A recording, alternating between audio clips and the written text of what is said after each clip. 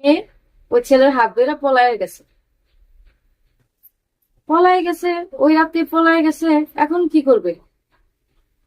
এখন লাকেশ টাকা দিয়ে মানে মাছ মারা নিয়ে আসছে, স্বর্ণ মর্ণ অনেক কিছু কাপড় চাপড় নিয়ে আসছে। তো মেয়ে রেডি করব, তারপর বাসর ঘরে এই মেয়ের রুমে গেছে।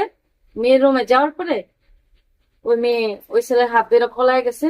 তার এক বান্ধবীর কাছে বইলা গেছে, আবার ওই বান্ধবী সবকিছু খুলে বললো যে এমন এমন আঙ্কেল, আপনার মেয়ে তো এর সাথে সম্পর্ক, পলায় চলে গেছে। ওই মেয়ের বাপে তো টেনশনে পড়ে গেছে। এখন কি করি আমি?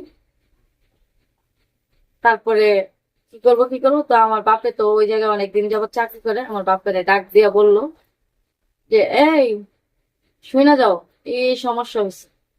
তো বলতেছে, আমার বাপে বলতেছে এখন কি করব?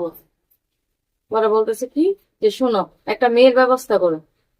তারপর আমার বাপে বলতেছে এখন মেয়ে পামু কোত্থেকে এত রাতের বেলা? রাতের 10টার উপরে বেজে গেছে, এত রাতে তো মেয়ে পাওয়া যাবে না। তারপরে আমার বাপে যে বাড়িতে চাকরি করে ওই বাড়িওয়ালা বলতেছে যে তোমার না একটা মেয়ে আছে? পরে বলতেছে যে আমার মেয়ে তো ছোট, স্যার আমার মেয়ে তো ছোট। বলে ছোট মেয়ে কি বড় হবে না, সমস্যা নাই। তারপরে